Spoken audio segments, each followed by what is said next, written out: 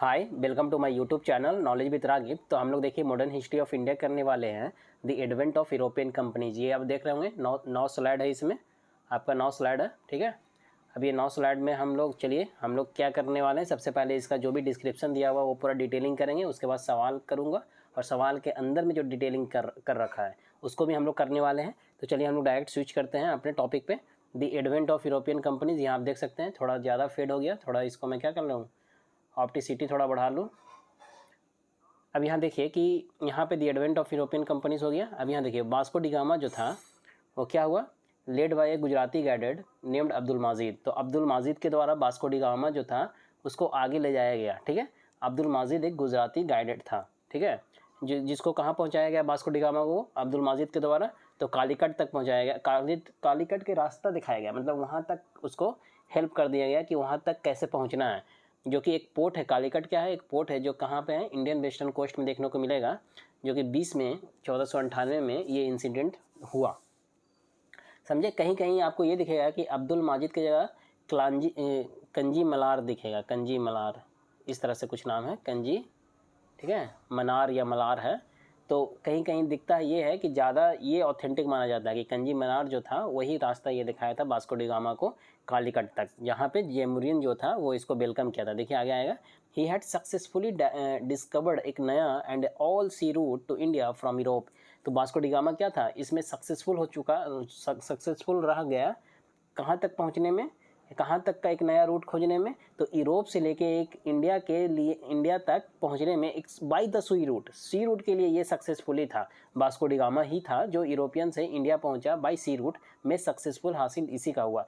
ठीक है, Vasco da gamma का। जेमुरिन जो था वहाँ पे रूलर था कालीकट का, जो क्या किया, वेलकम किया वास्को डी गामा को। और the arrival of Vasco da Gama जो हुआ इंडिया में, उसके वजह से क्या हुआ, स्टार्टेड हुआ एक नया ईरा ऑफ ट्रेड। किसके किसके बीच में, एक पुर्तगीज और इंडिया के बीच में क्या हुआ, एक ट्रेड होना शुरू हुआ जब वास्को डी गामा यहाँ इंटर्ड किया इंडिया में। तो वास्को डी गामा जो है made 60 times more profit in the business of black pepper. तो यहाँ से क्या, काली मिर्च का जब वो क्या करता है, ट्रेड करता है, बिजनेस करता है, तो उसमें 60 टाइम्स उसको ज़्यादा मुनाफा होता है। मतलब यहाँ से इंडिया से वो खरीदता है जिस भी रेट पे, तो वो जाके जब वहाँ बेचता है ना यूरोप में, तो वहाँ पे उसको 60 टाइम्स ज़्यादा मुनाफा मिलता है, which was enough to the lure other merchant to India. तो जिसके वजह से क्या हुआ, और भी जो मर्चेंट था उनको क्या हुआ, ल्यूर मतलब क्या होता है, ल्यूर मतलब होता है कि एक तरह से उनको लालच आया, उनको एक अट्रैक्ट किया कि वो भी आए और इंडिया में क्या करें, अपना व्यापार करें। ठीक है, अब देखिए यहाँ पे इन 1505 में क्या हुआ, Francisco de Almeida arrived at India. Almeida जो है वो इंडिया में 1505 में पहुंचता है एज फर्स्ट पुर्तगीज गवर्नर बन के एंड वाइसराय बन के। पहला पुर्तगीज गवर्नर अगर बोलता है या पहला पुर्तगीज वाइसराय बोलता है तो कौन है, अल्मीड़ा है, जो कि 1505 में इंडिया आता है। In the light of the Portuguese trade interest and to establish Portuguese authority in the Indian Ocean. क्यों आया, तो in the light of Portuguese trade interest, उसको ट्रेड में इंटरेस्ट था, ट्रेड के ही चाहत से वो आया, यहाँ पहुँचा और इस्टेब्लिश करना चाहता था क्या, एक पुर्तगीज अथॉरिटी इस्टेब्लिश करना चाहता था इंडियन ओशियन में, कि हमारा ही दबदबा है, हमारा ही राज रहे। तो अल्मीड़ा जो था rendered the blue water policy, इसने ब्लू वाटर पॉलिसी लाया। अल्फांसो द अल्बुकर्क ये जो था ये भी आया गवर्नर बन के इंडिया में 1509 में। आफ्टर द अल्मीड़ा ये आया, अल्बुकर्क आया, वाइसराय है ये भी। इन 1510 में ही स्नैच गोवा फ्रॉम यूसुफ आदिल शाह। अब क्या हुआ, अल्बुकर्क जो था 1510 में यूसुफ आदिल शाह से गोवा को क्या किया, कैप्चर कर लिया, कब्जा कर लिया उस पर। जो कि यूसुफ आदिल शाह जो था एक रूलर था बीजापुर का, ठीक है, और इस्टेब्लिश किया अपना अथॉरिटी वहाँ पे। तो अल्बुकर्क क्या किया, गोवा को छीन कर अपना वहाँ पे क्या किया, अपना राज, अपना साम्राज्य बनाया, अपना इस्टेब्लिश किया authority. He is known as the real founder of the Portuguese power in India. अगर इंडिया में रियल फाउंडर अगर बोलेगा, ये सब सीधे सवाल पूछा हुआ है, इसलिए हम आपको यहीं पे मार्किंग कर दे रहे हैं, हाईलाइटेड कर दे रहे हैं कि कौन कौन सा पॉइंट है जो आपको बहुत अच्छे से याद रखना है। तो रियल फाउंडर अगर बोलता है इंडिया में तो अल्बुकर्क हुआ। वाटर पॉलिसी कौन लाया तो कौन क्या होगा, अल्मीड़ा होगा, समझे।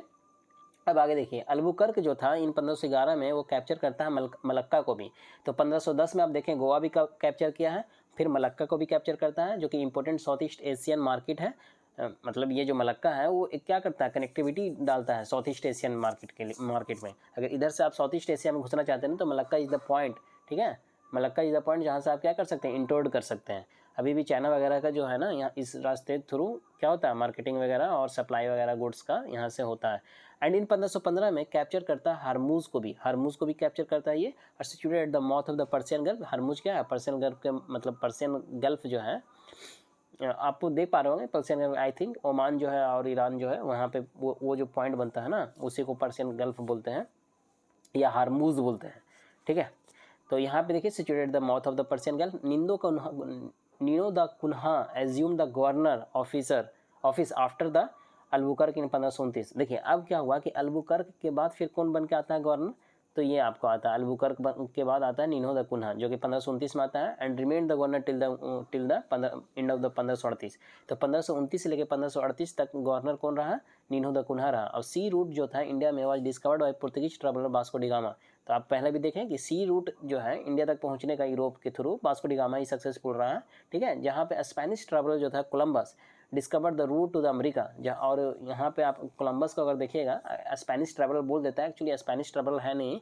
देखिए इसका थोड़ा सा आप जाके मेरा देखिएगा, मैं कम्युनिटी में मैं इसके रिगार्डिंग डाला हूँ तो आपको वहाँ पे क्लियर हो जाएगा, ठीक है। कोलंबस कहाँ का था, इटली का था, नॉट स्पेनिश का ही नहीं था, लेकिन स्पेनिश में ये ज़्यादा दिन रह के उसका वहाँ पे सिस्टम जो है कैरिड ऑन हुआ है, समझे, इसलिए स्पेनिश ट्रैवलर लिख देता है, लेकिन ये बेसिकली है कहाँ का, कोलंबस का। इस 69th बीपीएससी में भी आपका सवाल पूछा हुआ था, समझे। अब देखिए डिस्कवर्ड करता है एक रूट टू अमेरिका, तो कोलंबस अमेरिका का खोजा मतलब एक रूट खोजा अमेरिका तक पहुँचने का। हम यहाँ पे देखिए बोलते हैं कि वास्को डी गामा इंडिया खोजा, इंडिया क्या खोजा यार, इंडिया पहले से था नहीं क्या, सी रूट खोजा, एक रास्ता खोजा वहाँ तक पहुँचने का, उससे पहले भी वहाँ पे इंसान रह रहते हैं, खोजा, समझ में आ रहा है क्या बोल रहा हूँ। अब देखिए कैप्टन कुक जो है वो Britain discovered a route to the Australia, captain Cook जो कि ब्रिटेन का था उसने ऑस्ट्रेलिया खोजा, एंड तास्मन जो था हॉलैंड का था जो क्या खोजा, वैन डेमन्स का लैंड जिसको करंटली तस्मानिया बोलते हैं, तो तस्मानिया एंड न्यूजीलैंड, तो तस्मानिया भी खोजा ये, और न्यूजीलैंड भी खोजा कौन, तास्मन, जो कहाँ का था, हॉलैंड का था। इन 1503 में, ये सब बहुत इंपॉर्टेंट पॉइंट है, जितना भी है ये सब इंपॉर्टेंट पॉइंट है, डायरेक्ट सवाल पूछा हुआ, ठीक है। इन 1503 में क्या होता है, कोचिन जो था फर्स्ट पुर्तगीज फोर्ट, पहला अगर पुर्तगीज का फोर्ट बोलिएगा कहाँ बनाया, तो 1503 में कोचिन में बनाया, first European fort in India यहीं डाला। वच कौन बनवाया था, किसके द्वारा कंस्ट्रक्टेड करवाया गया था, तो अल्फांसो द अल्बुकर्क के द्वारा करवाया था। ही वाज, उस समय वो क्या था, वाइसराय था, नहीं उस समय वो वाइसराय नहीं था, देख रहे हैं ना, 1503 में करवाया है।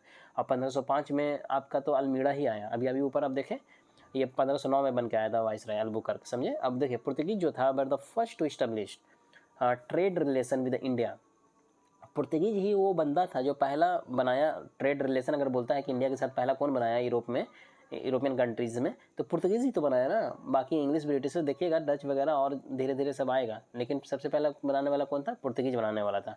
Trade relation with the India during medieval times, अगर मिडिवल के टाइम्स के बाद दौरान बोलता है, समझे। अब देखिए the sequence of arrival of European company to India, किस तरह से यूरोपियन कंपनी इंडिया में पहुंचता है उसका अगर सीक्वेंस देखते हैं तो सबसे पहले पुर्तगीज आया, फिर डच आया, फिर इंग्लिश आया, फिर डेंस आया, फिर फ्रांस आया, समझे। और फ्रांस सबसे लास्ट में आया, ऐसे नहीं है कि सबसे लास्ट में यही आया, इसके इस अकॉर्डिंग अगर देखिएगा तो सबसे लास्ट फ्रांस आया जो कि 1668 में आया, समझे। अब यहाँ देखिए पुर्तगीज जो था बर फर्स्ट जो अराइव किया 1498 में, पुर्तगीज का आया 1498 में बेरदल, और सबसे लास्ट में यही गया 1961 में, सबसे लास्ट में यही गया पुर्तगीज, समझे। इन 1961 द पुर्तगीज गवर्नर जनरल जो था ऑफ गोवा वाज मैनुअल एंटिनो वैसलो ई सिल्वा, ठीक है, सिल्वा। तो एक्चुअली उस वक्त जो जब ये जा रहा था 1961 में पुर्तगीज गवर्नर, तो उस समय पुर्तगीज का गवर्नर जनरल कौन था गोवा का, ठीक है, तो उस वक्त यही था आपका, समझे, एंटिनो था।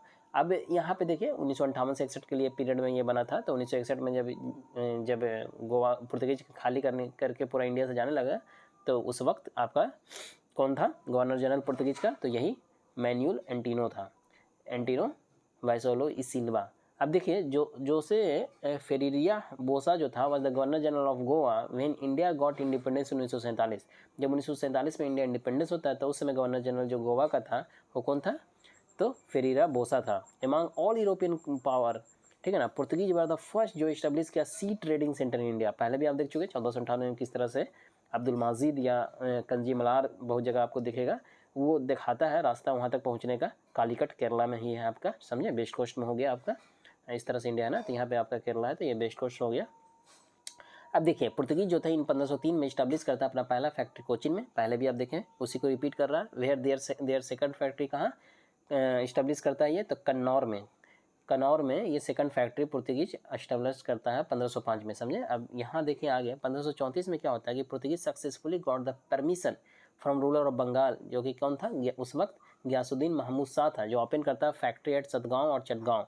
तो गयासुद्दीन महमूद शाह जो था बंगाल का उस वक्त रूलर था, तो पुर्तगीज को जो है 1534 में ये परमिशन दे देता है कि तुम सतगांव और चटगांव में क्या कर लो, अपना फैक्ट्री खोल सकते हो, खोल लो। तो देख लिया आप किस तरह से फैक्ट्री किस तरह से खोल रहा। 1503 में खोला कोचिन में, 1505 में कहाँ खोला कन्नौर में, सेकंड था। उसके बाद 1534 में गयासुद्दीन महमूद शाह जो था इसको परमिशन देता है और सतगांव और चटगांव में भी इसका फैक्ट्री है। Hooghly was used as a base for Portuguese base by Portuguese for plundering activity in the Bay of Bengal. तो बेस ऑफ पायरेसी, समझे, बेस ऑफ प्लंडरिंग मतलब क्या होता है, लूट लाट के लिए। तो बे ऑफ बंगाल में अपना कौन डाला था बेस ऑफ पायरेसी, हुगली में। तो यही था आपका डालने वाला, कौन, पुर्तगीज। ये डायरेक्ट सवाल पूछा हुआ है, समझे, हर पॉइंट एक सवाल में है। मुगल किंग जो उस वक्त Shahjahan completely destroy all establishment of Portuguese in Hooghly and imprison thousand of Portuguese resident. अब क्या होता है कि ये तो इस वक्त हो गया, उसके बाद फिर क्या होता है, जब शाहजहां का, जब मुगल का वक्त था, उस वक्त शाहजहां जब रूल कर रहा था, तो क्या किया कि ये डिस्ट्रॉय करवा दिया सारा इस्टेब्लिशमेंट ऑफ जितना भी पुर्तगीज का आपका हुगली में देखने को मिलता है उसका इस्टेब्लिशमेंट, ठीक है ना, सारा को क्या कर दिया, डिस्ट्रॉय कर दिया, बर्बाद करवा दिया, और जेल में डलवा दिया बहुत सा पुर्तगीज जो वहाँ पे रह रहे थे रेसिडेंट बन के, तो उस सबको जेल में डलवा दिया, ठीक है। अब जॉब चार्नोक जो था वो head of the, Job Charnock क्या था, head of the factory of Kasim Bazar. Kasim बाजार का जो फैक्ट्री था उसका हेड कौन था, जॉब चार्नोक था, जो सिलेक्टेड करता है सुल्तानुती को, जो कि एक प्लेस इन कलकत्ता में, instead of Hooghly for English trading centre. This is how in 1690 में he establish Calcutta as a base of English man. समझ में आया। तो ये क्या करता है, ये क्या किस चीज़ को सिलेक्ट करता है, सुल्तानुती को, हुगली की जगह पे क्या करता है, सुल्तानुती को सिलेक्ट करता है, किस चीज़ के लिए, तो फॉर इंग्लिश ट्रेडिंग सेंटर के लिए, समझे, इंग्लिश ट्रेडिंग सेंटर के लिए। दिस इज हाउ इन 1690 में क्या हुआ कि ये he establish Calcutta as a base of English man. समझ में आया। तो कलकत्ता कौन इसलिए बोलेगा कि कलकत्ता को किसने बसाया, तो जॉब चार्नोक ने बसाया, समझे। अब देखिए डच जो था वर फर्स्ट जो स्टार्ट किया ज्वाइंट स्टॉक कंपनी इन इंडिया। अगर बोलता है कि ज्वाइंट स्टॉक कंपनी सबसे पहला इंडिया में स्टार्ट करने वाला कौन था, तो डच था, समझे, डच। तो ये हुआ इन 1602 में इन 1602 में क्या हुआ, by resolution passed by Dutch, यानी हॉलैंड, डच बोल लीजिए, हॉलैंड बोल लीजिए। तो 1602 में क्या हुआ कि एक रेजोल्यूशन पास किया गया डच के द्वारा, हॉलैंड के द्वारा, parliament United east India company was established. और क्या हुआ, जिसके डच के जो पार्लियामेंट था ना उसके अंदर से उसके थ्रू क्या किया गया, 1602 में एक रेजोल्यूशन पास हुआ, जो क्या बना, यूनाइटेड ईस्ट इंडिया कंपनी इसके थ्रू फिर बना, ठीक है। इट हैड मतलब वो जो रेजोल्यूशन पास हुआ, वो रेजोल्यूशन किस चीज़ पे था, यही इसी चीज़ पे था, कंपनी के इस्टेब्लिशमेंट को लेकर था। और उस कंपनी का क्या नाम था, यूनाइटेड ईस्ट इंडिया कंपनी नाम था। तो ये कंपनी बना और रेजोल्यूशन पास हो गया, मतलब कंपनी बन गया, समझे, मतलब उसको मिल गया, गुड मार्क मिल गया, ठीक है। इट हैड अप्रूव्ड हो गया ना, इसलिए। It had a capital of इतना गिल्डर्स, समझे, इतना मतलब जो कैपिटल था, कितनी की पूंजी की लागत की बनी हुई थी वो कंपनी, तो इतनी की पूंजी की लागत की बनी हुई थी। किस चीज़ में ये पूंजी है, गिल्डर्स में है। दिस कंपनी हैज़ मोनोपोली, जैसे होता है ना रुपीज़ डॉलर इस तरह से ना। अब देखिए this company has monopoly to do the trade, to attack and win territories in India and eastern countries. तो ये क्यों बना था company, this company had monopoly to trade. एक तो पहला था कि वो ट्रेड करेगा, और साथ साथ टू अटैक करेगा एंड विन करेगा territories in India and eastern countries में। एक तो इंडिया को और भी अटैक करके जीतना चाहेगा, और भी जितना ईस्टर्न में है उसको भी अटैक करके जीतना चाहेगा। ये इसका क्या था, रणनीति थी। इट्स ईस्टर्न सेंटर जो था वह सिचुएटेड एट बताविया, तो करंटली जकार्ता बोलते हैं। तो इसका जो ईस्टर्न सेंटर कहाँ था, यही इसका मतलब डच का कहाँ था ईस्टर्न सेंटर, तो यह बताविया में था, जिसको करंटली जकार्ता बोलते हैं।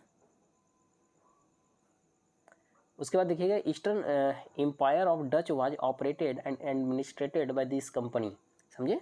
तो जो ईस्टर्न एम्पायर था पूरा डच का, किसके द्वारा ऑपरेटेड हो रहा था, एडमिनिस्ट्रेटेड हो रहा था, तो जो ये कंपनी बनी थी उसके द्वारा हो रहा था। अभी ऊपर आप देखें कौन सी कंपनी थी, देखिए यहाँ यूनाइटेड ईस्ट इंडिया कंपनी, तो इसी के द्वारा सारा गाइडेड हो रहा था।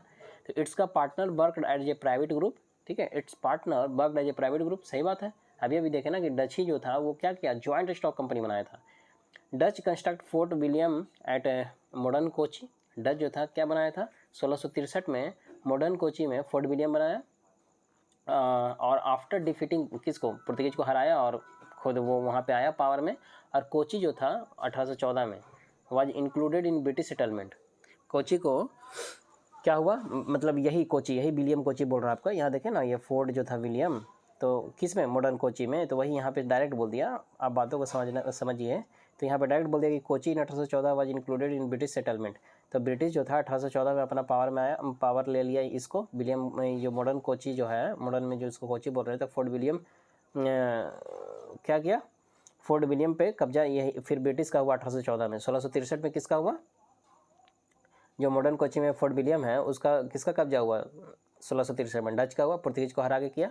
और वही ब्रिटिश का कब कब्जा हुआ, यही तो ये 1814 में, समझे। इन 1599 में क्या हुआ, एक ग्रुप नेम जिसका नाम था मर्चेंट एडवेंचर्स, जो फाउंड कौन किया था, इंग्लिश ईस्ट इंडिया कंपनी, ठीक है। इंग्लिश ईस्ट इंडिया कंपनी क्या था, या the governor and company of merchant trading into the east Indies in England, ये नाम था पूरा, ठीक है। तो 1599 में क्या हुआ कि एक ग्रुप नेम्ड मर्चेंट एडवेंचर्स, मैंने बहुत सा मर्चेंट व्यापार करने वाला जो ग्रुप था उसका वो क्या किया, वो फाउंड किया, वो लोग सब मिलकर एक फाउंड किया, क्या फाउंड किया, इंग्लिश ईस्ट इंडिया कंपनी। और उसी इंग्लिश ईस्ट इंडिया कंपनी का पूरा नाम क्या है, द गवर्नर एंड कंपनी, ठीक है। किस चीज़ का, मर्चेंट का, क्या करेगा, ट्रेडिंग करेगा, कहाँ करेगा, into the east Indies in England, समझे। अब देखिए इन दिसंबर 1600 में क्या हुआ, क्वीन एलिजाबेथ वन जो थी ऑफ इंग्लैंड की ग्रांटेड की ईस्ट इंडिया कंपनी को charter for 15 year to trade with east में ट्रेड करो, इसके लिए चार्टर दी, ठीक है। 15 साल के लिए करने के लिए अप्रूवल दे दी, कौन दी, क्वीन एलिजाबेथ वन दी, ठीक है, इंग्लैंड जो ईस्ट इंडिया कंपनी ये थी उसको। अब यहाँ पे क्या बोलता है कि अकबर जो था was the king of the Indian then, उस वक्त कौन थी जब ये बना, जो ये कंपनी बना इंग्लैंड में, तो उस वक्त यहाँ पे रूल कौन कर रहा था, मुगल। यहाँ पे मुगल का रूलर जो था अकबर उसमें रूल कर रहा था। ये डायरेक्ट सवाल भी पूछता है, समझे। तो अकबर का जो रूलिंग पीरियड है वो 1556 से लेकर 1605 है। 1605 में अकबर मर जाता है, समझे। और फिर लीवेंट कंपनी जो था 1593 में got charter for land trade with India, India के साथ लैंड के थ्रू ट्रेड करने के लिए सबसे पहला अगर बोलेगा चार्टर किसको मिला है, तो लीवेंट कंपनी को मिला 1593 में, ईस्ट इंडिया कंपनी को नहीं मिला है, समझे, लीवेंट कंपनी को मिला है। इसको सी रूट के थ्रू मिला था, जो ईस्ट इंडिया कंपनी है ना, जिसको पूरा नाम द गवर्नर एंड कंपनी ये बोल रहे हैं of merchant trading into east Indies in England, इसको सी रूट के थ्रू, यहाँ पे नहीं लिखा है, हो सकता है आगे लिखा होगा, इसको सी रूट के थ्रू मिला था, समझ में आया। अब यहाँ पे देखिए, तो सबसे पहला ऐसे लीवेंट कंपनी हो जाएगा, नहीं सी रूट के थ्रू बोलेगा तो सबसे पहला कौन होगा, ईस्ट इंडिया कंपनी, यही जो पूरा नाम आप देख रहे हैं डिटेलिंग में ऊपर में। अगर सी रूट के थ्रू पहला बोलेगा तो भी यही ईस्ट इंडिया कंपनी होगा, समझे। और लैंड के थ्रू बोलेगा तो लीवेंट कंपनी है। ओवरऑल कुछ नहीं बोला, ओवरऑल पूछेगा तो भी लीवेंट कंपनी, क्योंकि 1593 में हुआ ना। अब यहाँ देखिए, during the reign of Jahangir in 1611 east India company establish there पहला टेम्प्रोरी फैक्ट्री एट मसालीपट्टनम। पहला अपना ईस्ट इंडिया कंपनी कहाँ डालता है फैक्ट्री, मसालीपट्टनम में डालता है। उस वक्त कौन था रूलर, जहांगीर था, समझे। अब देखिए क्या होता है यहाँ पे, ये आपका हो गया पॉइंट। यहाँ देखिएगा इन 1613 में, यहाँ पे थोड़ा सा आपको बताऊंगा, हम डिटेलिंग आगे करते हैं। इन 1613 में इंग्लिश जो था इस्टेब्लिश किया क्या, दियर पहला परमानेंट फैक्ट्री एट सूरत में। सही बात है, सबसे पहले इसने 1608 में डाला था, समझे। तो ये यहाँ पे परमिशन जहांगीर के थ्रू नहीं दिया गया था, इसलिए अनबन हुआ। फिर वो भागा कहाँ, मसालीपट्टनम में डालने के लिए, मसूलीपट्टनम में डालने के लिए भागा, तो वहाँ पे 1611 में डाला, समझे। उसके बाद फिर इसको मंजूरी मिल गया तो सूरत में फिर आके डाला 1613 में। तो ये मसालीपट्टनम में, अगर सबसे पहला साउथ इंडिया का बोलेगा ना ब्रिटिशर्स का, तो मसालीपट्टनम होगा। और सबसे पहला अगर बोलेगा कि कहाँ डाला है ब्रिटिश, तो सूरत होगा। 1608 में ही डाला था, लेकिन परमानेंटली सूरत में 1613 में फिर डाला, जो कि मंजूरी मिला। क्योंकि उस वक्त लीगलाइज नहीं ना था, जब मंजूरी ही नहीं मिला 1608 में, तो लीगलाइज नहीं था, इलीगलाइज तरीका से था बनाया हुआ, समझे। तो ओवरऑल पहला बोलेगा तो सूरत में, ठीक है। अगर साउथ इंडिया में पहला बोलेगा तो मसालीपट्टनम में, समझ गए। अब यहाँ देखिए आगे, डच इस्टेब्लिश किया दियर पहला फैक्ट्री एट सूरत इन 1616 में। और डच कब किया, डच जो पहला फैक्ट्री अपना डाला है वो सूरत में ही डाला है, 1616 में डाला है। उसके बाद फ्रांस 1668 में डाला, समझे। कहाँ डाला, फ्रांस भी 1668 में सूरत में ही डाला, समझ में आया। अब यहाँ देखिए कि थॉमस वेस्ट जो था वाज द, तो अब देख रहे हैं ना, तीनों कहाँ डाला है सबसे पहला, सूरत में, डच का भी, ब्रिटिशर्स का भी और फ्रांस का भी। अब थॉमस वेस्ट जो था was the English officer who defeat Portuguese at a place named Swally. तो एक स्वाले का बैटल होता है, उस स्वाले का बैटल में क्या होता है कि थॉमस बेस्ट जो था वो ब्रिटिशर्स के तरफ से था, और वो हराया किसको, पुर्तगीज को। तो मेन लीड कर रहा था ब्रिटिशर्स के द्वारा कौन, ब्रिटिश के मतलब साइड से कौन लीड कर रहा था, तो थॉमस बेस्ट कर रहा था। तो ब्रिटिशर्स क्या किया, पुर्तगीज को हरा दिया, किस बैटल में, स्वाले बैटल में। अब यहाँ देखिए कि इन डायरेक्ट पूछेगा कि कौन लीड कर रहा था ब्रिटिशर्स के द्वारा, तो देखिए थॉमस बेस्ट कर रहा था, ठीक है, स्वाले के बैटल में। इन 1661 में क्या होता है, ये डायरेक्ट कहीं कहीं आपको ये सवाल रहेगा ना कि सवाल का बैटल किसके किसके बीच हुआ है, तो किसके किसके बीच हुआ जी, पुर्तगीज और ब्रिटिश के बीच हुआ, ठीक है, पुर्तगीज और ब्रिटिश के बीच। अब यहाँ देखिए कि इन 1661 में king of Britain Charles II जो था मैरिड किया किससे, किससे शादी करता है, पुर्तगीज का जो प्रिंसेस है ना कैथरीन एंड कैथरीन से, उससे शादी करता है। पुर्तगीज का ही एक महारानी थी कैथरीन, कैथरीन बर्गेंजा नाम है पूरा, यहाँ लिखा नहीं है आई थिंक। तो 1661 में चार्ल्स II जो है ब्रिटेन का ये रूलर था, वो शादी कर लेता है, मतलब किंग था वो शादी करता है इससे। और पुर्तगीज जो था इसको क्या करता है, अब पुर्तगीज इसको मतलब बम्बई देती है जो गिफ्ट के तौर पे इसको दिया जाता है, जो ये क्या कर देता है लीज्ड में दे देता है ईस्ट इंडिया कंपनी को, कितने के 10 पाउंड के एनुअली पे, मतलब चार्ल्स II जो था वो किसको दे देता है, ईस्ट इंडिया कंपनी को एज ए किराए के तौर पे दे देता है, जो कि साल में 10 पाउंड उसको रिटर्न देना पड़ता था चार्ल्स II को, समझे, ईस्ट इंडिया कंपनी को चार्ल्स II को पे करना पड़ता था 10 पाउंड एनुअली। अब देखिए इंग्लिश गवर्नर जो था ऑफ बॉम्बे का इंग्लिश गवर्नर जॉन चाइल्ड था इन 1668 में, surrounded Mughal port in Mumbai. हुआ क्या कि इंग्लिश गवर्नर जो था बम्बई का कौन था उस वक्त, जॉन चाइल्ड था।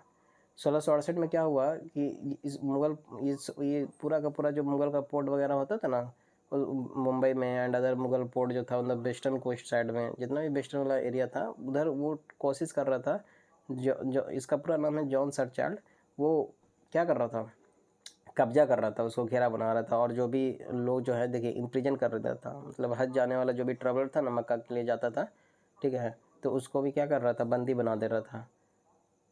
तो जिसकी वजह से औरंगजेब क्या किया, इसको बाहर निकलवा दिया सर जॉन चाइल्ड को, ये उस वक्त क्या था इंग्लिश गवर्नर था बम्बई का, तो इसको भगाया। अब यहाँ देखिए आप फर्स्ट कार्नेटिक वार,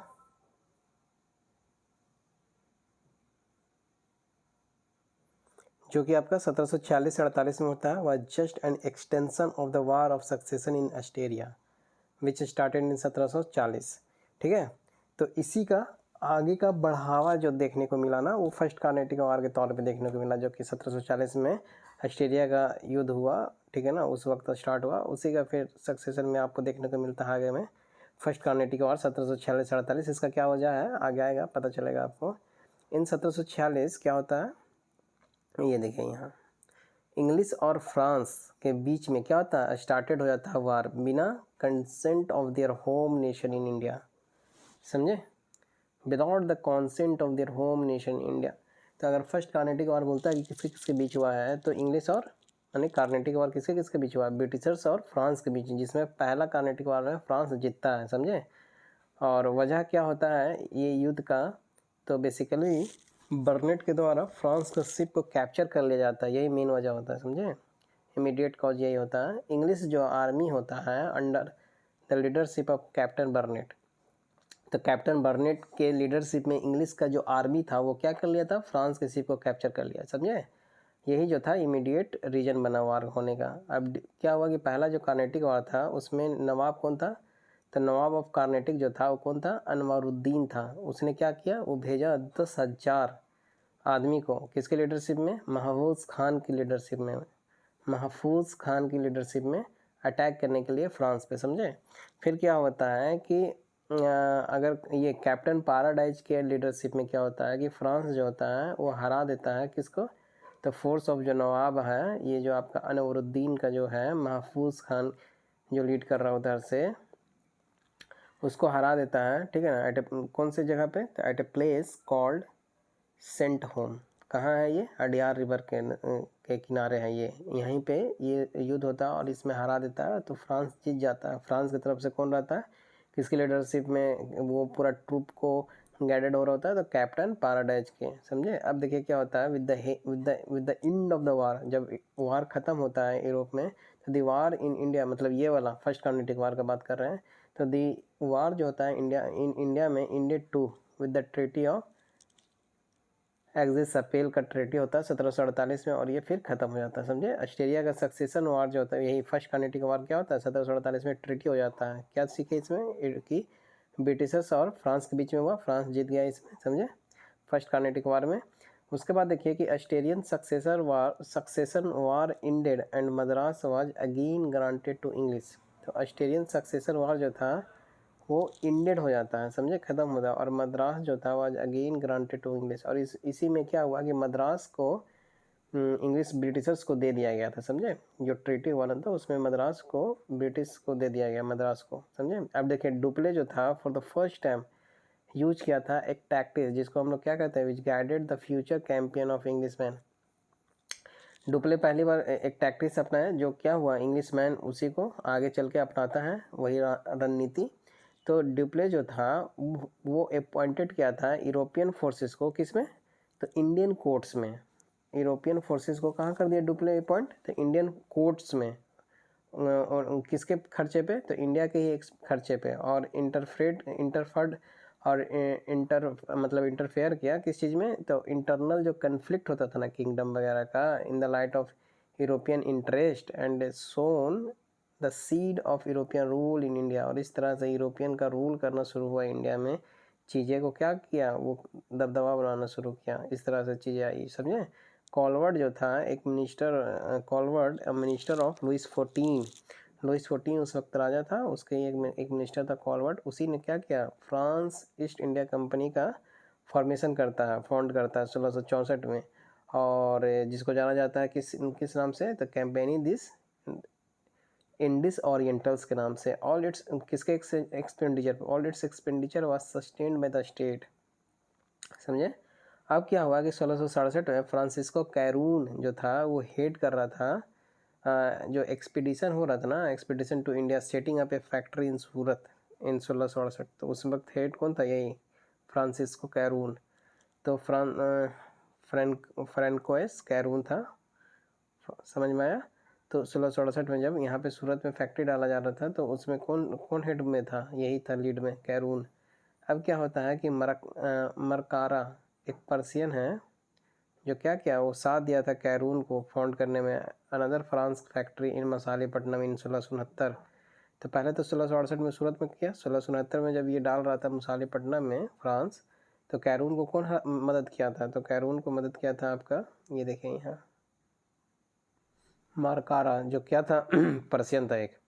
अब देखिए after obtaining permission from the sultan of Golconda, जब इससे परमिशन लेता है तो ये यहाँ पे फाउंड करता है सेकंड वाला 1669 में, जो कि उसमें मरकारा क्या करता है, पर्सियन है, जो कि हेल्प करता है। डच इस्टेब्लिश करता है अपना पहला फैक्ट्री कहाँ, मुसालेपट्टनम में। और बंगाल में इस्टेब्लिश करता है कहाँ, पिपली में। पहला बंगाल में अगर बोलेगा ना तो पिपली, ओवरऑल बोलेगा तो मुसालेपट्टनम, समझे। द ट्रेड, ये पिपली जो बोल रहा है ना, ये बंगाल में पहला है, समझ में आया। द ट्रेड जो है ये साउथन में है ना, साउथ में है मुसालेपट्टनम इंडिया में। दी ट्रेड जो है विथ बंगाल स्टार्टेड प्रॉपरली जब डच जो था 1653 में इस्टेब्लिश करता है अपना फैक्ट्री चिंसूरा में। तो डच अपना मुसालेपट्टनम में भी डाला, पिपली में भी डाला, फिर चिंसूरा में भी डालता है। तो 1653 में जब चिंसूरा में डालता है ना, तब इसका प्रॉपर तरीका से ट्रेड होना शुरू होता है, समझे, डच का। इन चिंसूरा क्या होता है, डच फोर्ट वाज कॉल्ड, इसी को यहाँ पे डच फोर्ट को क्या बोलते हैं, गुस्ताबुस फोर्ट बोलते हैं। चिंसूरा का जो डच का जो फोर्ट है चिंसूरा में, उसको क्या बोलते हैं, तो गुस्ताबुस फोर्ट बोलते हैं। यूरोपियन जो है वो क्या होता है, हाई ग्रेडेड ओपियम और साल्ट पीटर जो होता है बिहार से ले जाता है यूरोपियन, समझ में आया। कहाँ से पूछ देगा तो कहाँ से, तो बिहार से। बिहार जो था फेमस होता था, मतलब उसी को दूसरे शब्द में लिख रहा है कि ओपियम प्रोडक्शन के लिए ब्रिटिश रूल में सबसे फेमस कौन था, कौन सा जगह था इंडिया में, बिहार था। क्रोनोलॉजी के हिसाब से अगर देखिएगा कि किस तरह से यूरोपियन का अराइवल होता है इंडिया में, तो वो पहले वही होता है, पुर्तगीज होता है, तब डच आता है, तब इंग्लिश, तब डेंस, तब फ्रांस। पीछे भी आप देखें रिस्पेक्टिवली, जहाँ पे इस्टेब्लिशमेंट जो होता है year of their respectively company, तो जैसे कि पुर्तगीज कंपनी जो था 1498 में इस्टेब्लिश हुआ, पहले भी आपको बताएं। डच जो था 1602 में हुआ, और आपका ब्रिटिश ईस्ट इंडिया कंपनी 1599 में होता है, और डेनिश ईस्ट इंडिया कंपनी 1616 में।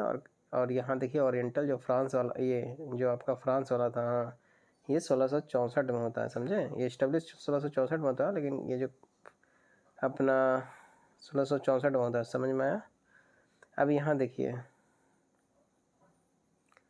आप पूरा डिटेलिंग में जाना है तो आप जाके वीडियो देखिएगा, वहाँ बताएं। एक इसका और लेक्चर है अपलोडेड, जो किस फॉर्म में है, तो वो अलग फॉर्म में, फास्ट फॉरवर्ड फॉर्म में, वहाँ पे जो भी और चीज़ें जितना भी जुड़ा हुआ ना, सब एक साथ कलेक्ट करके बता दिया गया।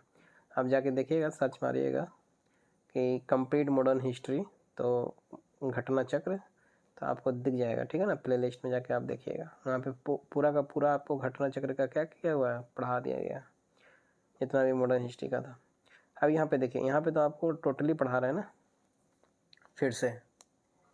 वहाँ पे क्या किया हूँ ना कि एक जगह कलेक्ट करके रख दिया हूँ, यहाँ पे आपको सवाल के थ्रू गो थ्रू करवा रहा हूँ स्टेप बाय स्टेप। वहाँ पे सारा क्या है, स्टेप को पहले ही निचोड़ दिया हूँ, जितना निकल सकता है एक जगह लिख के आपको बता दिया गया है।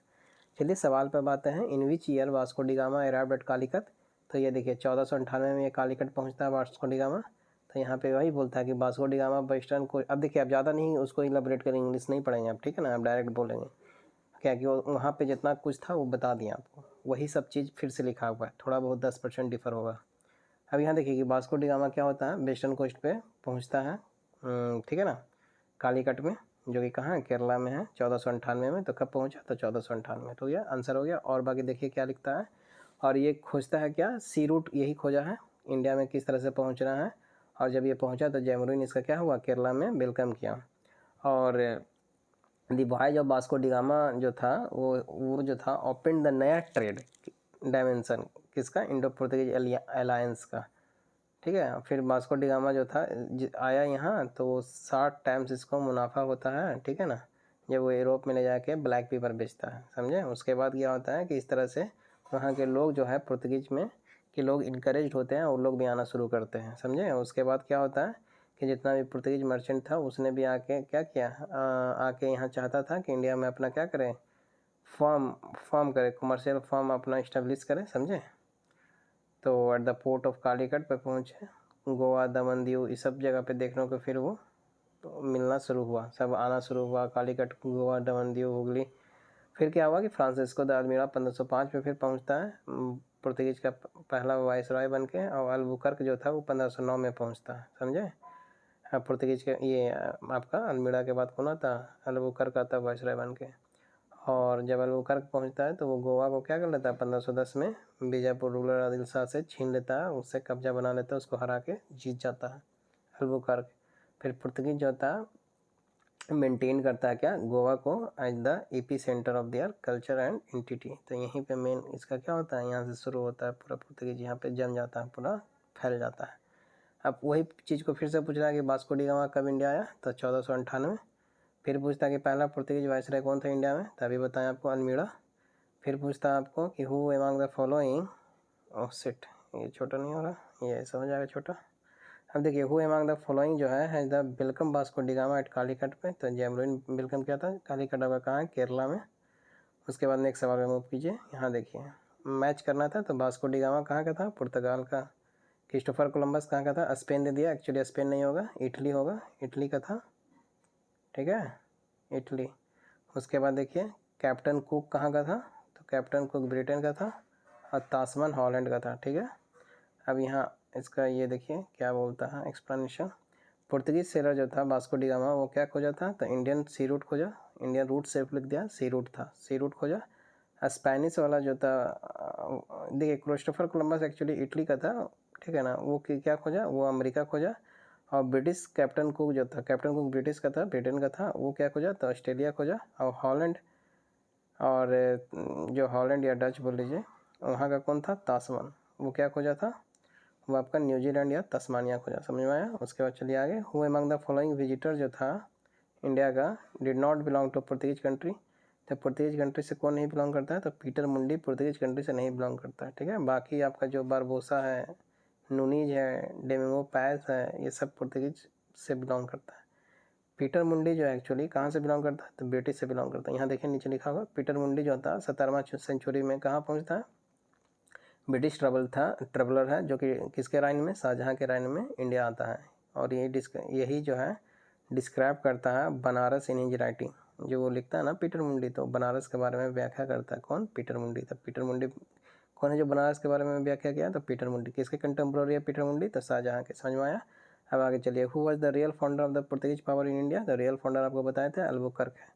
यहाँ देखिए रियल फाउंडर जो है पुर्तगीज पावर का इंडिया में कौन है, तो अल्बुकर्क है। और इसने इस्टेब्लिश क्या, तो पावरफुल रीजनल पावर इंडिया में यही लाया, जिसकी वजह से इसको माना जाता है कि रियल फाउंडर है। और इसने क्या किया, गोवा को जोड़ लिया, ठीक है ना, 1510 में। और ये पहला सिग्निफिकेंट अचीवमेंट हुआ था अल्बुकर्क का। और वाइसराय जो था गोवा का consolidate Portuguese monopoly at southern western naval coast and establish क्या regional Portuguese state in India. फिर ये क्या इनकरेज किया पुर्तगीज मैन लोग को कि तुम यहाँ इंडिया के जो वोमेन है वो सबसे शादी करो ताकि अपना पुर्तगीज लोग क्या हो बढ़े, वहाँ पे पुर्तगीज का दबदबा बढ़े, प्रेजेंस बढ़े, समझे इंडिया में। और फॉर्मेशन क्या करे, परमानेंट एक कॉलोनी यहाँ पे बना ले, समझे। अब देखिए क्या होता है कि eight which of the following places in India did the Portuguese जो था अब बनाया अपना पहला फोर्ट। तो पहला फोर्ट अपना कोचीन में बनाता है, ये समझे। पहला पुर्तगीज फोर्ट कहाँ बनाता है, कौन था बनाने वाला, अल्बुकर्क था, वही बनाया था उस वक्त 1503 में कोचीन में, समझे। और उस वक्त क्या था, ये वायसराय नहीं था, पीछे भी आपको बताया था 1509 में ये वायसराय बनता और अल्मीड़ा 1505 में वायसराय बनता है, समझ में आया। और यहाँ देखिए अल्मीड़ा जो था वो कंस्ट्रक्ट करवाया था पुर्तगीज का फोर्ट, कहाँ, तो कन्नौर में, ठीक है, कन्नौर में और अंजी द्वीप में 1505 में। तो कन्नौर और अंजी द्वीप में कौन करवाया है, तो अल्मीड़ा करवाया है, जबकि अल्बुकर्क कहाँ करवाया, कोचीन में करवाया। सबसे पहला कौन करवाया, तो अल्बुकर्क कोचीन में 1503 में। अब यहाँ देखिए पहला यूरोपियन जो था जो इंडिया आया ट्रेड करने के लिए, तो कौन यूरोपियन था, तो पुर्तगीज था, 1498 में आया। पहले पे देखें तो पुर्तगीज जो था वही पहला था जो मिडिवल इंडिया में ट्रेड करने के लिए यहाँ पहुँचा, और पहला पुर्तगीज जो था। और क्या हुआ, जो कौन था, वास्को डी गामा था, वही पहुँचा कहाँ, कालीकट में 1498 में पहुँचा, ठीक है। जो कौन हेल्प किया था, तो गुजराती था जो अब्दुल माजिद, या इसी का कहीं कहीं आपको क्या नाम दिखेगा, कंजी मलार। और the sequence of the arrival जो पहुंचने का था वो पहले पुर्तगीज आया, तब डच, तब इंग्लिश, तब डेंस, तब फ्रांस, समझे। उसके बाद देखिए इसका हम पर्टिकुलर जब वीडियो लाएंगे ना तो बहुत सा चीज़ यहाँ पे नहीं दिया हुआ, उस चीज़ को भी हम इंक्लूड करके एकदम मिसाइल की तरह एक क्रिएट करेंगे आपको। वो जो वीडियो होगा ना उस वहाँ से बाहर बहुत रेयर ही पूछने का चांस होगा, क्योंकि वो एकदम, अभी आप देखिएगा हम जो आपको मिडिवल पढ़ाए हैं जहाँ पे दिल्ली सल्तनत और आपको मुग़ल पढ़ाया गया है, आप उस वीडियो को उठा के देखिए, उसमें आपको लूसेंट का सारा डिटेलिंग मिल जाएगा, उसमें आपको क्राउन का सारा डिटेलिंग मिल जाएगा, उसमें आपको ये जो बुक है घटना चक्र उसका पूरा डिटेलिंग मिल जाएगा, ठीक है। बाकी मेरा 2-3-4 नोट्स जो तैयार किया हुआ उसका डिटेलिंग मिल जाएगा। तो वो एक मिसाइल है जो कम समय में सब एक जगह ला के रख दिया हूँ। उसी तरह से इस बुक में जो एडवेंट ऑफ यूरोपियन कंपनीज़ है इससे जुड़ा हुआ बहुत सी बातें यहाँ नहीं लिखी हुई हैं जो कि हैं इम्पोर्टेंट। तो जब इसको हम इंडिविजुअल मतलब वीडियो बनाऊँगा ना, जब जिस तरह से आपको दिल्ली सल्तनत दिया गया है, ठीक है ना, जिस तरह से आपको मुग़ल का पढ़ाया गया है, उसी तरह से इसका भी लाऊंगा, मॉडर्न का भी और एंशिएंट का। थोड़ा टाइम का कंस्ट्रेंट है, इसको मैं लाऊंगा तो एकदम को ना सब चीज़ का एकदम मिक्स होके रहेगा, एक बहुत ही भयंकर अपने आप में होगा, समझे। रामबाण बोल लीजिए, वो सब चीज़ को क्या कर दिया जाएगा, बटोर के एक जगह आपको दे दिया जाएगा। यहाँ पे बहुत सी चीज़ नहीं है, अब यहाँ पे बोलूँगा तो वीडियो क्या होगा, लंबा होते चला जाएगा ना। तो सिर्फ अभी हम लोग किस पे फोकस कर रहे हैं, ये घटना चक्र पे जो लिखा हुआ वही आपको बताया जा रहा है बस। अब देखिए हु वर द पहला यूरोपियन जो था जो सेटअप किया ट्रेड सेंटर इंडिया में, तो इसी चीज़ को फिर से उसी घुमा के पूछ दिया, पुर्तगीज किया। अब यहाँ देखिए क्या बोलता है कि among all European power in India, Portuguese क्या किया, पुर्तगीज ट्रेडर जो था जो वही पहला था इस्टेब्लिश करने के लिए। और पहला पुर्तगीज वायसराय जो कौन था, अल्मीड़ा था, जो क्या किया, वो ये अल्मीड़ा जो था वो ड्यू को कौन जोड़ा है, ड्यू को 1509 में अल्मीड़ा जोड़ा है, समझे। और विक्ट्री जो हुआ ड्यू का मेड पुर्तगीज, यहाँ पे क्या हुआ, इंडियन ओशियन में देखने को मिला। फिर पुर्तगीज जो था इस्टेब्लिश किया monopoly over the Indian Ocean and levied कर दिया, एक टैक्स लगा दिया ship passing through their area. तो इस तरह से पुर्तगीज क्या हुआ, इंडियन ओशियन में फैलना शुरू किया, और जो भी उसके एरिया से जो भी जहाज वगैरह जाता था ना उसे टैक्स लेता था, समझे। और अल्मीड़ा ही था जो ड्यू को 1509 में जोड़ लिया, उस पर कब्जा बनाया, समझे, मिला लिया अपने में। अब यहाँ देखिए पूछता है कि among the following factory in Bengal कौन सा है जो इस्टेब्लिश पुर्तगीज के द्वारा किया गया है। तो देखिए इसमें कौन है जो पुर्तगीज के द्वारा इस्टेब्लिश किया गया है, तो हुगली है जो पुर्तगीज के द्वारा किया गया है। चिंसूरा यहाँ लिखा हुआ है जो कि किसके द्वारा किया गया है, चिंसूरा आपका बताइए डच है या डेंस है, डच है, ठीक है। नीचे में सेरारमपुर होगा, शायद दिख नहीं रहा होगा आपको, श्रीरामपुर आगे भी होगा इसका ना एक्सप्लेनेशन में भी। ये कौन क्या है, ये डेंस क्या है, देखिए आगे आएगा एक्सप्लेनेशन। यहाँ देखिए 1534 में क्या होता है कि पुर्तगीज को ऑब्टेन करता है परमिशन कि वो इस्टेब्लिश कर पाए अपना सटगांव और चटगांव में फैक्ट्री डाल पाए, ठीक है। किसके द्वारा?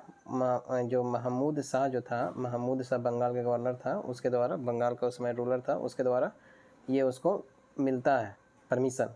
फिर क्या होता है कि पुर्तगीज़ जो था वो after that Portuguese colony were set up. फिर तो क्या हुआ, ऑब्वियस सी बात है, बंगाल में अपना डालना शुरू किया। तो चटगांव जो था the great port of the Portuguese maritime was used by them, 16th century में देखने को मिलता है। और चटगांव डिक्लाइन करने लग गया and was replace by the Hooghly. तो चटगांव तो चलो ठीक था, लेकिन चटगांव मतलब ये क्या हुआ, डिक्लाइन करने लग गया। तो इसी को जगह पे रिप्लेस हो गया किससे? हुगली से। फिर डच जो था बनाया अपना फोर्ट, जिसका नाम था क्या? फोर्ट गुस्ताबुस। कहाँ? चिंसूरा में, जो कि आपको बताया भी। और श्रीरामपुर जो था वो मेजर सेंटर किसका था? डेंस का था। समझ में आया? जो कि अभी नीचे आपको बताया। अब देखिए, विथ रेफरेंस टू पौंडीचेरी बताना था आपको, या पुडुचेरी आप बोलते हैं इसी को, तो ये बताना था कि क्या सही है क्या गलत है। तो पहला यूरोपियन पावर जो था ऑक्युपाई किया पुडुचेरी को बाय द पुर्तगीज, तो सही बात है। पहले कौन था? पुर्तगीज ही था जो पुडुचेरी को ऑक्युपाई किया था। फिर सेकंड यूरोपियन पावर जो था occupy Puducherry by the France, तो ये गलत हो जाता है, ठीक है। डच था जो सेकंड ऑक्युपाई किया था पुडुचेरी को। और इंग्लिश नेवर ऑक्युपाइड पुडुचेरी, तो ये भी गलत है। इंग्लिश भी ऑक्युपाई किया है पुडुचेरी को। देखिए आगे आएगा, 1793 में शायद किया था। यहाँ देखिए दी यूरोपियन पावर जो था ऑक्युपाई किया है पुडुचेरी को, ठीक है। उसके बाद डच जो था वो सेकंड था, जो क्या किया? पुडुचेरी को मतलब कब्जा किया। फिर ब्रिटिश भी कब्जा किया है 1793 में, समझ में आया। और फ्रांस भी कब्जा किया है 1814 में, ठीक है। नहीं कब्जा नहीं, मतलब 1793 में ब्रिटिश भी कब्जा किया है, जो कि वहाँ पे बोल रहा कि नहीं किया, तो ये गलत हो जाता है, मतलब किया है। और यही क्या हुआ, but handed it over to France in 1814। 1793 में ब्रिटिश तो अपना कब्जा कर लिया पुडुचेरी को, लेकिन बाद में क्या होता है, ब्रिटिश जो होता है फ्रांस को दे देता है यही पुडुचेरी, फ्रांस को 1814 में दे देता है, जो ट्रीटी ऑफ पेरिस होता है उसके तहत। अब देखिए हुगली जो था was use as a base for piracy in Bay of Bengal, तो कौन किया है? पुर्तगीजी तो किया ना इसको। वहाँ पे प्लंडर करता था, लूट लाट करता था, समझे। पुर्तगीज जो था वही था जो यूज किया क्या? हुगली को as a base for piracy Bay of Bengal में। और 1631-32 में कासिम खान जो था वही क्या था? गवर्नर था उस वक्त बंगाल का। और ये बात जो है शाहजहाँ के रूल के दौरान है, ड्यूरिंग शाहजहाँ के रूल में, उस वक्त का ही बात है ये सारा, ठीक है। Finally subdued and imprison thousand of Portuguese, समझ में आया। तो इस तरह से वो लोग लूट करता था, प्लंडरिंग करता था। तो शाहजहाँ फिर क्या हुआ, एनी हाउ फाइनली क्या किया, उन लोग को पकड़ा, बहुत लोग को, और 1000 लोग को क्या कर दिया? जेल में बंद कर दिया, समझे, पुर्तगाली लोग को पकड़ के। Who used Hooghly as a base for piracy in Bay of Bengal, उसी चीज़ को फिर से घुमा के पूछा, पुर्तगीज है यह। उसके बाद यहाँ देखिए कि which one of the following जो है is considered with the blue water policy, तो कौन लाया था ब्लू वाटर पॉलिसी? तो द अल्मीड़ा लाया। देखिए ब्लू वाटर पॉलिसी जो है वही फ्रांसिसो द अल्मीड़ा लाया, पहला वाइसराय था पुर्तगीज का, ठीक है, इंडिया में। और अकॉर्डिंग टू इट क्या था कि पुर्तगीज जो था should be the sole trade power in Arabian Sea and the Indian ocean.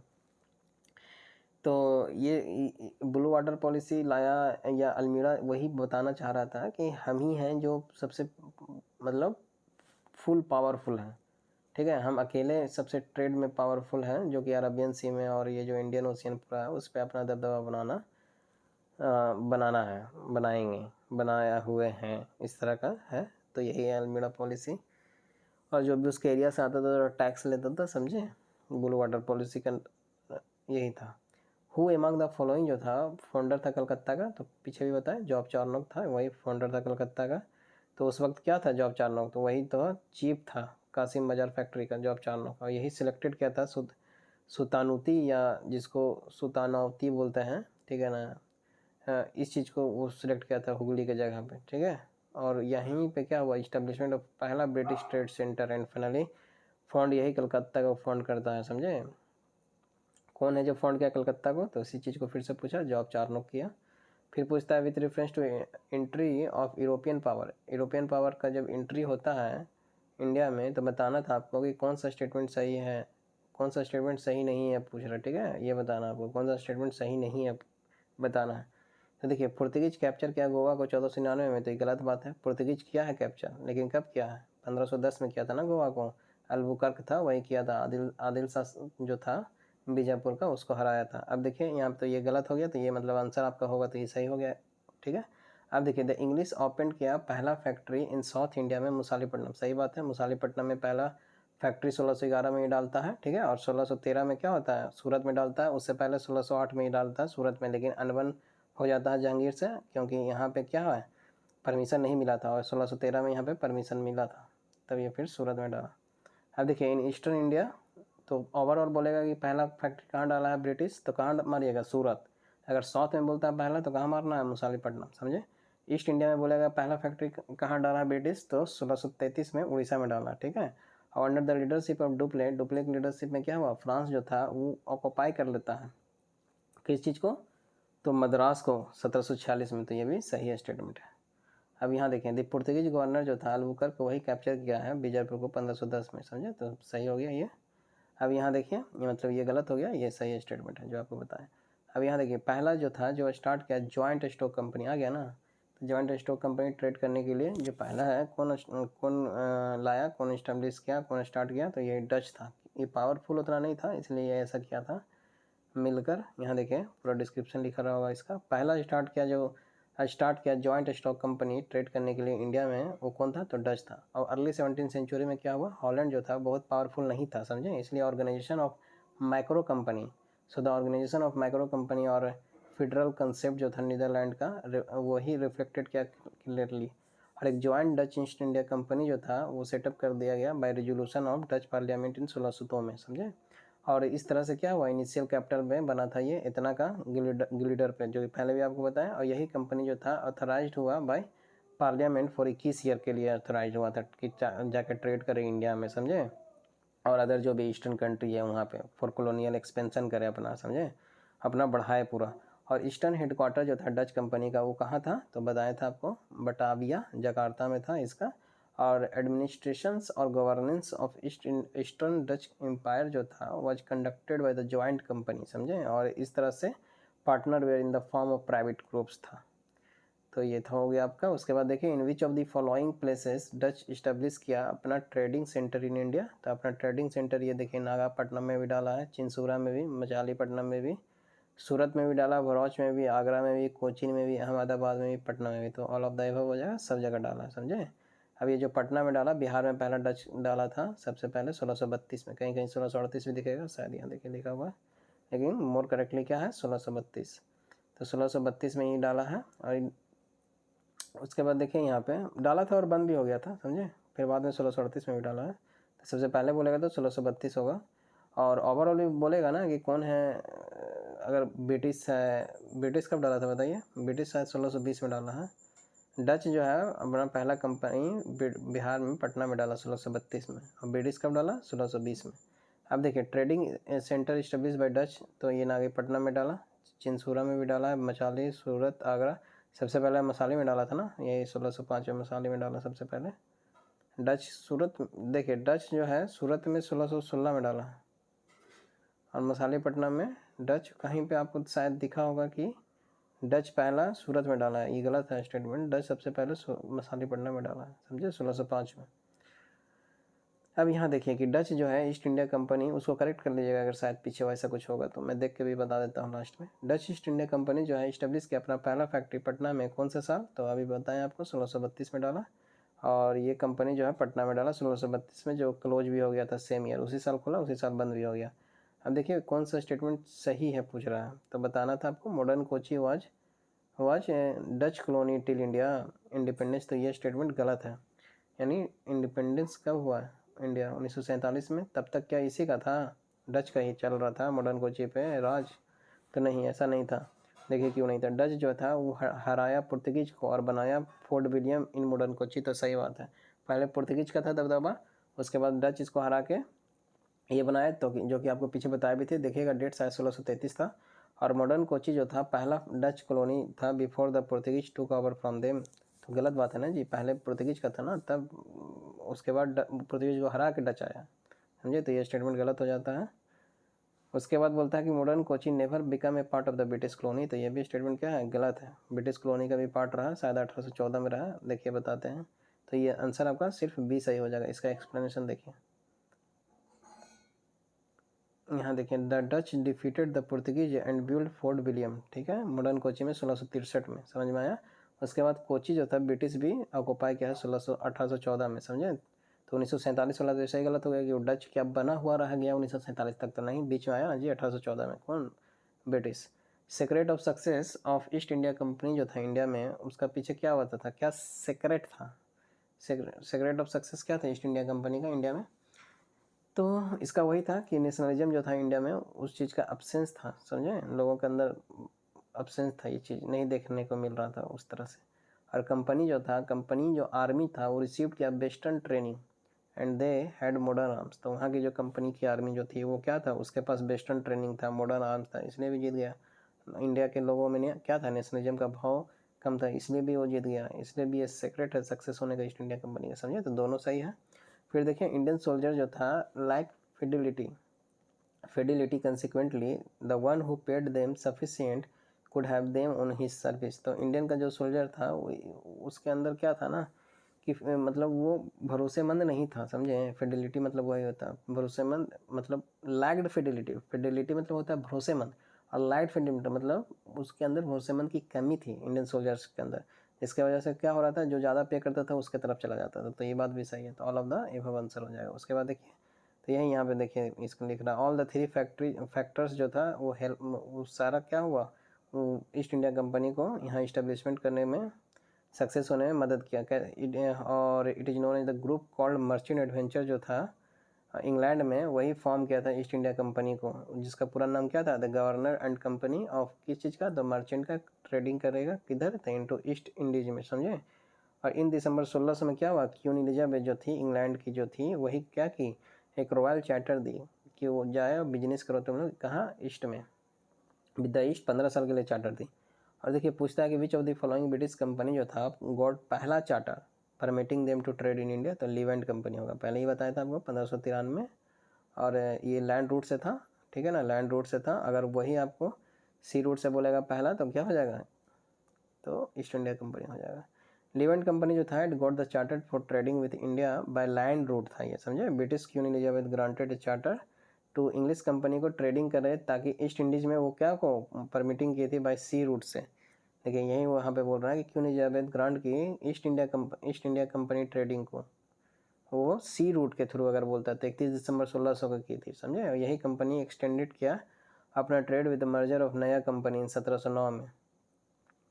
और ये दोनों मर्जर होके, यही कंपनी फिर बाद में मर्जर हो जाता है, मर्जर होके क्या होता है 1709 में, मतलब 1702 में शायद वो बोलता है कि ठीक है मैं इसको ख़त्म करूँगा इस कंपनी को, और साथ में मर्जर होके फिर एक बनेंगे। और यही बेसिकली यूनाइटेड जो मिल के बना ना, United Company of Merchant of England trading to East Indies नाम हुआ, और यही कंपनी को बेसिकली जाना गया ईस्ट इंडिया कंपनी से। देखिए which was later known as East India Company, समझ में आया। तो सी रूट से अगर बोलेगा तो क्या होगा, सी रूट से बोलेगा तो आपका ये वाली कंपनी हो जाएगी। जो ब्रिटिश भेजा, ब्रिटिश क्वीन जो था एलिजाबेथ, यही ग्रांटेड की थी इंग्लिश कंपनी ट्रेडिंग, समझे। और सी रूट से, अगर लैंड रूट से तो लिवेंट, ओवल और बोलेगा भाई तो लिवेंट, क्योंकि ये वाला जो है वो 31 दिसंबर 1600 को किया गया, ये कब बना था 1593। चलिए आगे चलते हैं।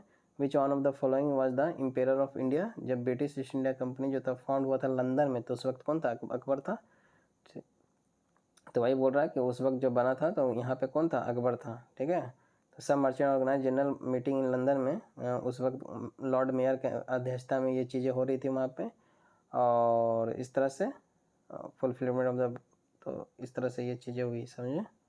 उसके बाद अब यहाँ देखिए, और ये कंपनी एक्चुअली बना था जो कि पीछे भी आपको बताया है, तो उस समय अकबर था यहाँ पे, समझे, इंडिया में एम्पेयर। और देखिए ड्यूरिंग द टाइम जब मुगल एम्पेयर जो था, did the English East India company establish it's, पहला फैक्ट्री जब डाला इंडिया में, तब उस समय मुगल एम्पेयर कौन था, तो उस वक्त मुगल एम्पेयर जहांगीर था, क्योंकि 1613 में डाला।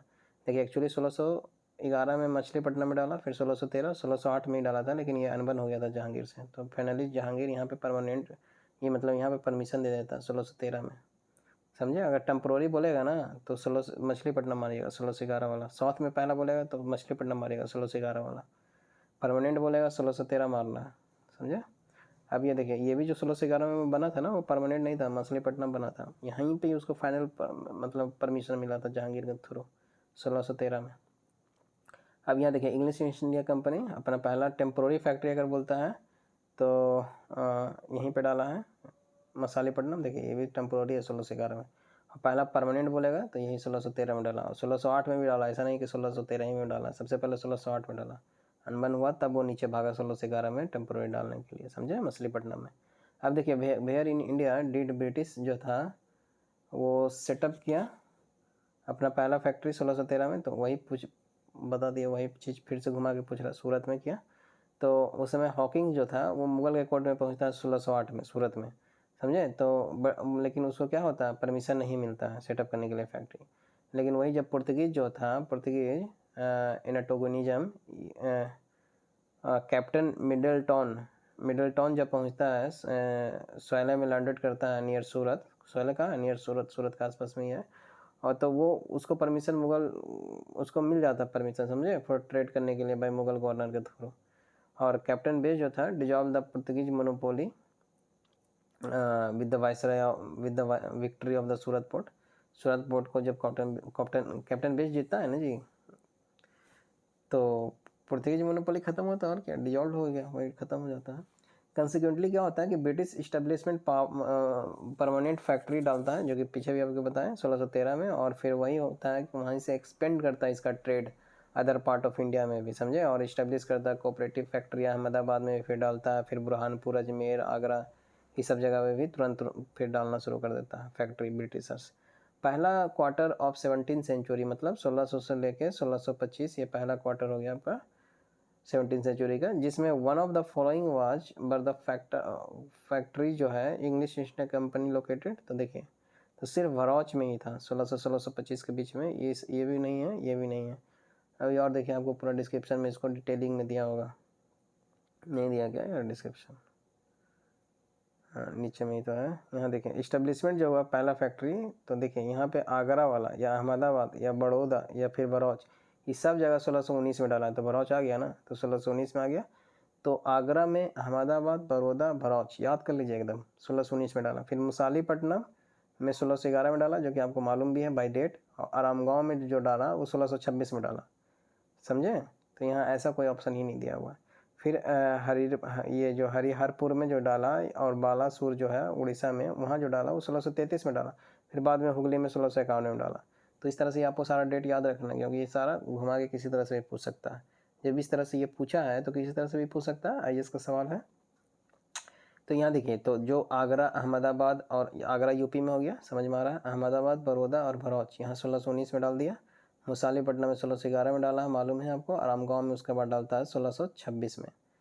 फिर आपका हरिहरपुर और बालासोर में 1633, ये तो आपको मालूम भी है कि सबसे पहले जो है ईस्ट में बोलता है कि पहला कहाँ है, तो यही आपका उड़ीसा में डालता है।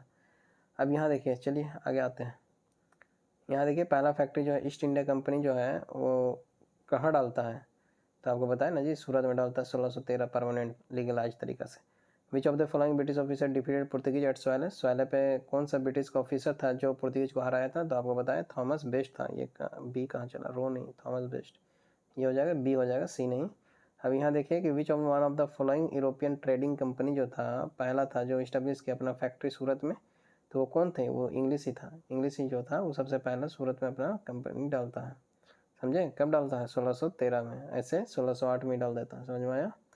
तो पहला वही पूछ रहा है, यूरोपियन ट्रेडिंग कंपनी कौन था जो इस्टेब्लिश किया पहला फैक्ट्री सूरत में, तो ब्रिटिशर्स ही था। अब यहाँ देखें, तो ब्रिटिशर्स ही था जो पहला डालता है सूरत में among all company trade company. Jahangir तो उसको ग्रांटेड कर देता है, परमिशन दे देता है कि डाल दो भाई सूरत में, 1613 में दे देता है परमिशन लीगलाइज तरीका से।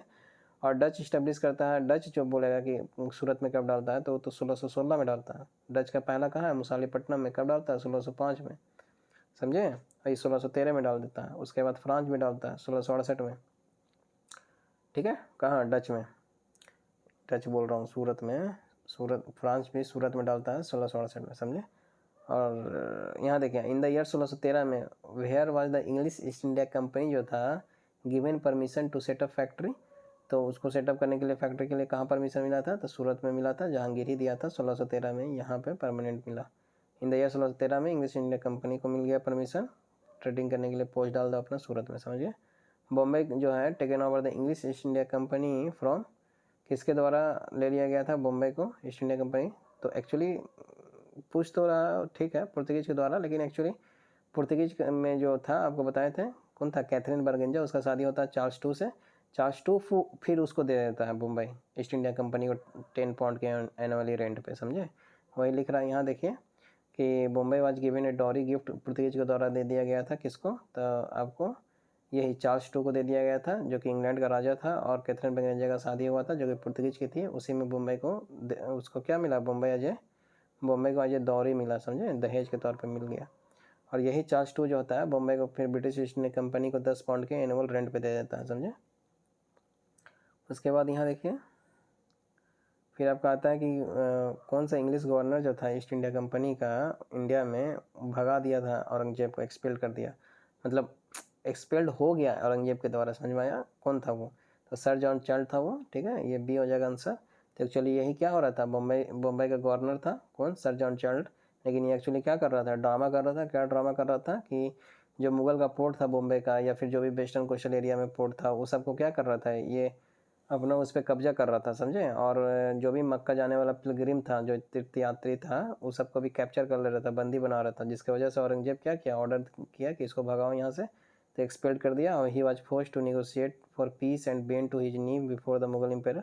तो जिसके चलते फिर वो क्या हुआ कि अपने घुटने में बैठ के भीख की तरह, मतलब समझिए कि निगोशिएट करना शुरू किया कि नहीं अब ऐसा नहीं करेंगे जो कुछ भी। तो ये सिचुएशन क्रिएट हुआ था। अब देखिए which one of the following was the immediate cause of the first Carnatic war. तो पहला कार्नेटिक वॉर का वजह क्या था, तो वही था कि फ्रेंच जो था वो ब्रिटिश का शिप जो था फ्रेंच के द्वारा नहीं, मतलब ब्रिटिश के द्वारा फ्रेंच के शिप को कैप्चर कर लिया गया था। तो मेन कारण क्या था कि फ्रांस का शिप को कैप्चर कर लिया कौन, ब्रिटिश। तो यही मेन रीजन था, यही इमीडिएट कॉज था। तो आंसर डी हो जाएगा आपका। तो पहला कार्नेटिक वॉर जो 1746-48 के बीच में होता है, जिसमें क्या होता है, एंग्लो फ्रेंच राइवलरी हो गया, मैंने ऑस्ट्रेलियन वॉर ऑफ सक्सेशन का ही ये क्या है आगे वाला 1740 में ये होता है स्टार्ट, उसी का ये आपका बढ़ता हुआ रूप दिखता है। और पहला ब्रिटिश कैप्टन बर्नेट जो था, पहला नहीं मतलब ब्रिटिश का कैप्टन बर्नेट था, वही कैप्चर कर लिया था शिप को, फ्रांस का शिप को, जिसकी वजह से इमीडिएट कॉज हो गया। और अनवरुद्दीन जो था वो जो था इतना सोल्जर्स भेजता है महफूज खान की लीडरशिप में, और फ्रांस जो था मतलब ठीक है ना, मतलब मार दो उसको, बेसिज करने मतलब सर धड़ से अलग कर दो, जीत जाओ, ठीक है, इस तरह का। तो फ्रांस जो था इन मद्रास में वो क्या करता है, फर्स्ट कार्नेटिक वॉर होता है तो फ्रांस आर्मी जो था उसमें कैप्टन पैराडाइज था, पीछे आपको बताए भी थे, सब बताए हुए आपको, डिफीटेड करता है नवाब के आर्मी को बैटल ऑफ किस में, battle of Saint Thomas Thome near दादियार रिवर के मतलब किनारे होता है ये चीज़। और मतलब इसमें क्या होता है, फ्रांस जीत जाता है, समझे। तो ट्रीटी ऑफ एक्जेस सपेल का ट्रीटी होता है 1748 में, और ये इस तरह से इंड हो जाता है ये वाला वार। और पहला कार्नेटिक वार इंड जब होता है तो उसमें ब्रिटिशर्स को क्या हो जाता है, मद्रास दे देता है कौन, फ्रांस लोग। और पहला कार्नेटिक वार जो होता है मेमोरेबल होता है for the war of Saint Thome, समझ में आया। अब देखिए कार्नेटिक वार जो था किसके बीच में लड़ा गया, तो इंग्लिश और फ्रांस के बीच में लड़ा गया है। उसके बाद यहाँ आप देखिए कि मैच करना था, तो पहला कार्नेटिक वार जो हुआ तो इसमें क्या हुआ, देखिए आगे ऊपर में दिया होगा, एक्जिस सपेल का ट्रीटी हुआ। थर्ड कार्नेटिक वार में क्या हुआ, तो थर्ड कार्नेटिक वार में आपका यहाँ देखिए इंडेड हुआ ट्रीटी ऑफ पेरिस के साथ।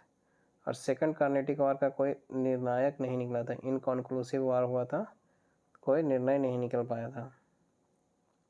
और पहला मैसूर वार जो हुआ था उसमें क्या हुआ था, पहला मैसूर वार में ब्रिटेन जो था हार गया था, समझे। यहाँ देखिए लिखा होगा फर्स्ट मैसूर वार में ब्रिटिश क्या हो गया था, लॉस हो गया था, हार गया था, समझ में आया।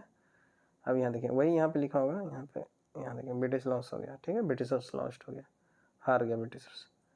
हैदर अली जीत गया था, हैदर अली था मैसूर में पहला वाला में। With the reference to the treaty of Aix-la-Chapelle 1748 में जो हुआ उसके में करेक्ट आपको बताना, ठीक है, सही बताना है। तो पहला कार्नेटिक वार वाज इंडेड, तो सही बात है, एक्जिस अपील का ट्रीटी के साथ ही पहला कार्नेटिक वॉर क्या हो गया, एंड हो गया, सही बात है ये। उसके बाद इंग्लिश गॉट बैक मद्रास, सही बात है, अभी अभी तो देखेंगे उसमें क्या हुआ, पहला ट्रीटी जब एक्जिस अपील जब ट्रीटी होता है तो उसमें मद्रास क्या होता है, ब्रिटिश को वापस कर दिया जाता है। तो ये आंसर सी हो जाएगा, दोनों सही है। तो Australia of succession ended with the treaty of Aix-la-Chapelle 1748, और जिसमें वही चीज़ फिर से लिख रहा बार बार, इसी को क्या पढ़ूँ। अब यहाँ चलिए आगे, यहाँ क्या बोलता है, हुए अमंग द फॉलोइंग जो था वह द पहला यूरोपियन था जो इनिशिएट किया था policy of taking part in the quarrel of Indian princess with the view of acquired territories, समझे। तो डुप्ले था, यही किया था, इस तरह से रणनीति अपनाया था। और डुप्ले था वही यही टैक्टिक्स अपनाया था कि वो क्या किया, जो कि लेटर बाद में ब्रिटिशर्स के द्वारा अपनाया गया, और इस तरह से इंडिया को वो जीता ब्रिटिशर्स। पहला टाइम यही था जो डुप्ले था, वही क्या किया, डिप्लॉयड अपना आर्मी को डिप्लॉयड कर दिया, ठीक है ना, यूरोपियन आर्मी को कहाँ, इंडियन के कोर्ट में डाल दिया, ठीक है, किसके खर्चा पे, इंडियन के किंग के खर्च पे ही, इंडियन के ही इंडियन के कोर्ट में डाल दिया, मतलब इंडिया का जो समूह है, इंडिया का जो ग्रुप है उसी में डाल दिया, ठीक है। और ही इंटरवेंट करने लग गया काची में, तो इंडिया का जो पॉलिटिक्स है ना उसमें इंटरवेंट करने लग गया फॉर यूरोपियन एडवांटेज के लिए कि ऐसे नहीं वैसे, और इस तरह का रणनीति अपना के क्या हुआ, वो भी अपना दबदबा पूरा बनाना शुरू किया। और इसी चीज़ का क्या हुआ, बाद में ब्रिटिशर्स क्या फॉलो किया। इन इंडिया में एमंग द फॉलोइंग लोकेशन पे फ्रांस जो था इस्टेब्लिश किया अपना दियर अर्लीस्ट फैक्ट्री एट। तो फ्रांस ने अपना सबसे पहला फैक्ट्री कहाँ डाला, 1668 सूरत में ही डाला था ना, 1667 में। तो in India among the following location the France establish their earliest factory. आपको पता है तभी 1668 में फ्रांस भी डालता है सूरत में, 1664 में तो आया ही ना। उस वक्त था कौन, देखिए यहाँ पे, उस वक्त ये था लुइस 14 था और कॉलवर्ट मिनिस्टर था, ठीक है, कॉलवर्ट मिनिस्टर था। और वही क्या करता है, बनाता है फ्रांच ईस्ट इंडिया कंपनी, जिसका नाम वही था, ओरिएंटल बताया था आपको, इन 1664 में। और वहीं पे कंपनी जो था क्रिएटेड होता है। और ये जो था इस तरह से कैरून उरून वाला भी आपको पूरा बताए थे। और फ्रांस फैक्ट्री जो था फिर 1668 में डालता है। और उसके बाद फिर सेकंड फैक्ट्री वाज सेटअप मसालीपट्टनम में डालता 1669 में, जिसमें क्या होता है, जो ये था आपका मरकरा गुलकुंड ग्रांटेड चार्टर बाय द मरकरा, ये मतलब हेल्प किया था ना ये मरकरा। अब यहाँ देखिए फ्रांस ईस्ट इंडिया कंपनी जो था जब कंस्टिट्यूट किया ड्यूरिंग द राइन, किसके राइन में, तो लुइस 14 के राइन में ही फ्रांस ईस्ट इंडिया कंपनी कॉलवर्ट के थ्रू क्या किया गया था, फॉर्म्ड किया गया था, बनाया गया था। समझ में आया। अब देखिए हुए among the following consider the following French company in India. तो यही कॉलवर्ट था, यही था फाउंडर यही था ना, फाउंडर फ्रेंच कंपनी का इंडिया में। समझ में आया। अब देखिए यही कंपनी को क्या बोला गया था, company the Indus orientals. Main ये आपको याद रखना कीवर्ड यही ओरिएंटल्स, बाकी तो पकड़ लीजिएगा आप। Was establish on the recommendation of Colbert in 1664 में, और यही कंसीडर किया जाता है कि फाउंडर था फ्रेंच कंपनी का इंडिया में। अब देखिए पूछता है फिर आपको, यहाँ देखिए which of the following factory जो था बंगाल में establish by the Dutch. Dutch Bengal में कौन सा फैक्ट्री डाला है, कहाँ कहाँ फैक्ट्री डाला है, तो सही बात है चिंसूरा में डाला है, हाँ, और हुगली में डाला है, सही बात है। तो डच दोनों जगह डाला है, समझे, चिंसूरा में भी डाला है और हुगली में भी डाला है। तो फ्रांस जो था कंपनी, ये डच जो था, समझ में आया, डच के बारे में बात हो रहा है ना। डच जो था वो कंपनी डाला था बंगाल में, सबसे पहले कहाँ डाला वो, डच बंगाल में, तो पिपली में डालता है 1627 में। फिर कुछ दिन के बाद वो क्या करता है, वो टुवर्ड्स द बालासोर जाता है, जो कि 1633 में यहाँ पे डालता है, समझे। हरिहरपुर और बालासोर, हरिहरपुर में तो वो आपका ब्रिटिशर्स डाला था, कौन डाला था बताइए, ब्रिटिशर्स डाला था ना। अब देखिए यहाँ पे फ्यू डे लेटर डच 1633 में शायद उधर डाला है, कौन डाला, कब डाला था, 1633 या 1626, कमेंट करके बताइएगा। A few day later the Dutch moved towards Balasore from Pipli. कुछ दिन के बाद, यहाँ पे बहुत ज़्यादा साल नहीं बोल रहा, फ्यू डेज लेटर, ये पिपली से किधर की ओर जाता है, बालासोर की ओर जाता है। But the trade off the Dutch started properly जब वो 1635 से 1656 में जब हुगली में डालता है ना, तब वहाँ से मतलब 1635 से 1635 ऑनवर्ड्स प्रॉपर डच जो है वो क्या करना शुरू कर देता है, ट्रेड करना शुरू कर देता है। कब तक, 1656 तक। फिर 1656 के बाद क्या करता है ये, 1656 के बाद इस चिंसूरा एक विलेज है वहाँ पे डालता है, ठीक है, हुगली में ही चिंसूरा एक विलेज है वहाँ डालता है, become their important trading point है। और वहाँ से ये क्या करता है, डच फैक्ट्री जो था but establish at Chinsura village in Hooghly along with Hooghly headquarter till, Hooghly headquarter था इसका टिल द 17th सेंचुरी। और फिर डच कंपनी वेर इस्टेब्लिश्ड किया अपना काशी बाजार में, पटना में, ढाका में, मालदा, बालासोर में, समझे। Just wait a minute.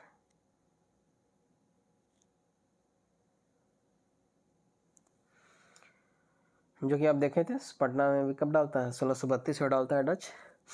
चलिए आगे चलते हैं। The France failed to establish power in Deccan. क्यों डेक्कन में नहीं कर पाया, फ्रांस फेल्ड हो गया। तो Dupleix was not a capable general, क्या ये वजह था, तो नहीं, ये गलत है। English had a strong army था, हाँ सही बात है, इंग्लिश के बाद स्ट्रॉन्ग आर्मी था। फ्रांस जो था बर not liked by the Indians, ऐसा कुछ नहीं था। Pondicherry was not a strategic centre, ऐसा भी कुछ नहीं था। तो क्यों फेल गया, क्योंकि ब्रिटिशर्स के पास स्ट्रॉन्ग आर्मी था, समझे। इसका जितना भी आर्मी था ना वो सब लॉस हो चुका था। फ्रेंच का जो क्वालिटी वगैरह फ्रांस बोल रहा हूँ, डच था ना जी, डच का जो फ्रांस का तो युद्ध कार्नेटिक के साथ हुआ ही है, तो फ्रांस फील्ड हुआ ना, तो फ्रांस का फील्ड होने के पीछे वही वजह था कि इसका जितना भी आपका देखने को मिलता है ना आर्मी वगैरह, वो सब क्या हो चुका था, एग्जॉस्ट हो चुका था, ख़त्म हो चुका था। One major cause of the France failure का क्या था, वही कि वीक नेवल स्ट्रेंथ हो चुका था इसका। अकॉर्डिंग टू द एक है आदमी वोलाटायरी, उसके अकॉर्डिंग अगर देखिएगा तो वार ऑफ ऑस्ट्रेलियन सक्सेशन के दौरान क्या हुआ कि फ्रांस का जो नेवल स्ट्रेंथ था वो रिड्यूस हो गया बहुत बैडली, बहुत एकदम ख़राब हो गया, जिसकी वजह से that the navy had hardly any battle ship में आपको देखने को मिलेगा लेफ्ट इन द 7 ईयर का वार में। तो 7 साल का जो वार हुआ बैटल, ये मतलब कार्नेटिक वार, उसमें पूरा का पूरा इसका ख़त्म हो गया फ्रेंच का नेवल आर्मी। तो on the other hand British का स्ट्रॉन्ग नेवल आर्मी ट्रूप था, समझे। तो इसलिए मेन क्या रीजन है इसका, फ्रांस फेल्ड क्यों किया, क्योंकि इंग्लिश साइड है स्ट्रॉन्ग आर्मी। अब यहाँ देखिए, दी फॉलोइंग यूरोपियन पावर जो था inter into Indian trade at one time या द अदर। तो आपको ये बताना था, क्रोनोलॉजिकल ऑर्डर में आपको अरेंज करना था। तो सबसे पहले कौन आया, मतलब सबसे पहले जो आया, उसके बाद फिर इस तरह से। तो सबसे पहले पुर्तगीज आया, उसके बाद आपका डच आता है 1498 में ये आता है, 1600 में ये आता है, उसके बाद ब्रिटिशर 1602 में आता है ना, उसके बाद फ्रेंच 1664 में आता है ना। तो इस तरह से आपका हो जाएगा, समझ में आया। यहाँ देखिए नीचे लिखा भी है, यहाँ देखिए 1498 में आ गया आपका पुर्तगीज, उसके बाद 1600 में आ गया आपका डच, 1600 में इंग्लिश आया ना यार, कहाँ से था, चौथा उसके बाद दूसरा, ठीक है। 1600 ही तो बताया ना, ये ब्रिटिश 1602 हो जाएगा। तो 1600 में आ गया आपका, गलत लिख दिया लगता है, governor east India company.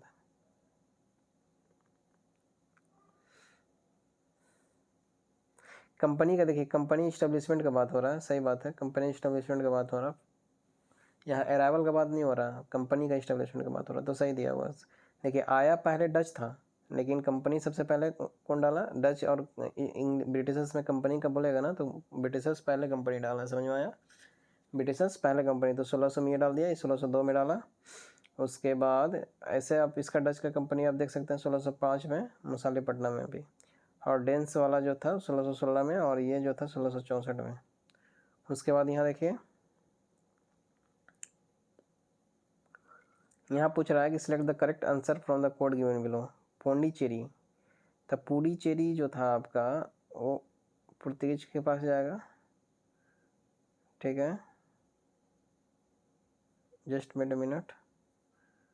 Travancore तो आपका डेंस के पास चला जाएगा यार 1620 में, और गोवा पे तो आपका ये करेगा ना, देखिए एक्चुअली डी सी का जैसा ही आपका 4 होता है, बाकी में तो कोई में है भी नहीं, तो ए आ जाएगा आंसर इसका। तो ए का दूसरा होगा ना, फ्रांस था ना पुडुचेरी, पुडुचेरी फ्रांस हो जाएगा, गोवा आपका पुर्तगीज हो जाएगा, और सदर्स जो होगा आपका सदर्स, ये आपका डच हो जाएगा, समझ में आया, सदर्स।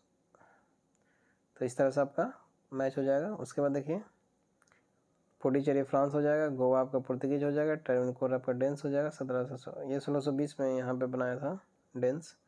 Identify the region from where European got best सोरा साल्ट पीटर एंड ओपियम। तो बिहार से ही मिलता था इसको बेस्ट, ठीक है।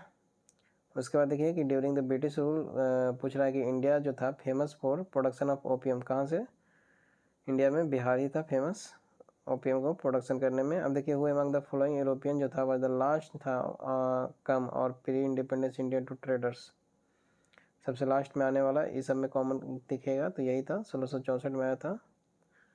और पुर्तगीज तो 1498 में आ गया था ना, कोचिन में डाल दिया अपना 1503 में, डच आया 1602 में अपना पहला फैक्ट्री यहाँ डाल दिया, इंग्लिश आया 1599 में, और पहला फैक्ट्री 1613 में डाल दिया, परमानेंट था ये वाला। इसका पूरा पीछे कहानी पता है, फिर से जाकर देखिएगा, 1608 1611 12 बताएंगे, लंबा होगा। और फ्रांस जो था 1664 में आता है पहला फैक्ट्री, और डालता है सूरत में। ये थोड़ा यहाँ पे मल फंक्शन लग रहा है यार, क्या लिख दिया है, रुकिए। तो देखिए, जब भी कंपनी का आपका अराइवल में और कंपनी का इस्टेब्लिशमेंट में बात होगा, तो कंपनी का इस्टेब्लिशमेंट जो है ब्रिटिशर्स पहले किया है डच के कंपेयर में, लेकिन अराइवल अगर बोलेगा तो डच पहले आया है ब्रिटिशर्स के कंपेयर में, समझे। तो यहाँ पे कुछ जो ये सब दिख रहा है ना, शायद डच 1595 में ही आ गया था अराइवल, लेकिन कंपनी जो डाला गया वो ब्रिटिशर्स पहले डाला, समझे। तो कहीं पे भी ऐसा कुछ देखे होंगे तो उसको करेक्ट कीजिएगा। अब यहाँ देखिए, यहाँ पे पूछ रहा था, तो इसका आंसर क्या हो जाएगा, क्या पूछ रहा था? अच्छा ये तो हो गया ना आपको। यहाँ देखिए नीचे वाला क्वेश्चन, एक सवाल एक और रह गया। कंसीडर द फॉलोइंग, इसमें पूछा था which about the following introduce into India by English. तो assessment of land revenue of किस चीज़ पे, सॉइल और क्वालिटी ऑफ क्रॉप पे देख के कौन लेना शुरू किया? शेरशाह सूरी और अकबर लेना शुरू किया, समझे? तो ये पुर्तगीज लेना नहीं शुरू किया, तो गलत हो गया, मतलब ब्रिटिशर्स लेना नहीं शुरू किया, तो ये गलत हो गया। शेरशाह सूरी और अकबर ही किया था ये। और use of mobile cannon, use करना मोबाइल कैनन को इन वारफेयर में, तो ये बाबर किया था मुगल पीरियड में, तो ये भी गलत हो गया, ये ब्रिटिशर्स नहीं किया है, उससे पहले ही हो गया। और cultivation of tobacco and red chilli, तो रेड चिली और टोबैको का ये चीज़ पुर्तगीज इंट्रोड्यूस किया है इंडिया में, तो ये भी गलत हो गया। तो ब्रिटिशर्स के लिए यहाँ नन ऑफ द अबव हो जाएगा, कुछ नहीं किया ये। The assessment of land revenue किस चीज़ पे, तो सॉइल का नेचर कैसा है, क्वालिटी ऑफ क्रॉप कैसा है, ये कौन लाया था? तो शेरशाह सूरी का वक्त और अकबर के समय ही आया था, ठीक है सब। तो ये बिफोर ब्रिटिश आया हुआ है। और द कल्टीवेशन जो है अकबर का बताया था ना जी, 1556 से लेकर 1605 वाला पीरियड था, ठीक है। अब देखिए यहाँ पे बोलता है कि द कल्टीवेशन ऑफ टोबैको और रेड चिली ये किसके द्वारा लाया गया? पुर्तगीज के द्वारा। और मोबाइल कैनन इन वारफेयर में कौन किया था? मुगल इरा में ही हुआ था, बाबर किया था, समझे। और there were various type of cannon देखने को आपको मिलता है यहाँ पे। Manufacture in ordinary factory of urban 10 समझ में आया? 1 was introduce into India by English. अब देखिए यहाँ पे, तो यहाँ पे कुछ भी नहीं था, सब गलत हो गया यहाँ पे, समझे। तो बाबर के समय ही कैनन हो गया था, ये तो अकबर के समय, तो चलिए ठीक ही है। With reference to the cause of the success of British and failure of the France in India, which of the following statement is correct, आपको बताना था क्या सही है क्या गलत है, बताना था किस चीज़ को लेके। तो सक्सेस हुआ ब्रिटिश, लेकिन फ्रांस फेलवर हुआ, इसका पीछे, ये तो पीछे भी एक ऐसा सवाल था ना। तो getting whose wealth and man power from conquest of Bengal by British, तो सही बात है, ब्रिटिश जो था उसको बहुत ज़्यादा मैन पावर मिला और वेल्थ मिला, ठीक है, बंगाल के थ्रू। फिर नावल में इसका सुपीरियरिटी थी ब्रिटिश का, तो दोनों बात सही है। इस वजह से क्या हुआ, फ्रांस हार गया था बंगाल ये, और ब्रिटिशर्स जीत गया था। There were many causes of the success of British in India, naval superiority, और उसके बाद getting whose wealth and man power from Bengal से, बेटर इंटरनल कोऑर्डिनेशन था।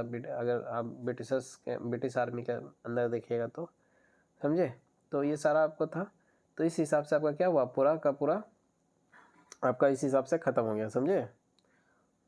तो ऑलमोस्ट कितना टाइम लगा होगा, 1.5 घंटा लगा होगा। तो आप देख लीजिएगा, जो कुछ भी था आपको सारा कुछ बता दिया गया है। तो होप आपको ये वीडियो पसंद आई हो। अगर ये वीडियो पसंद आई हो तो please like share and subscribe. Thanks for watching. और हमेशा ध्यान रखिएगा, अभी जो बताया आपको, डच जो है, डच में, ठीक है, और ब्रिटिश में, तो अगर अराइवल पूछता है तो डच का पहले अराइवल हुआ है, ठीक है, ब्रिटिश का बाद में हुआ। अगर कंपनी का इस्टेब्लिशमेंट बोलता है तो ब्रिटिश का पहले हुआ, डच का बाद में हुआ, समझे। चलिए होप आपको पसंद आई हो वीडियो।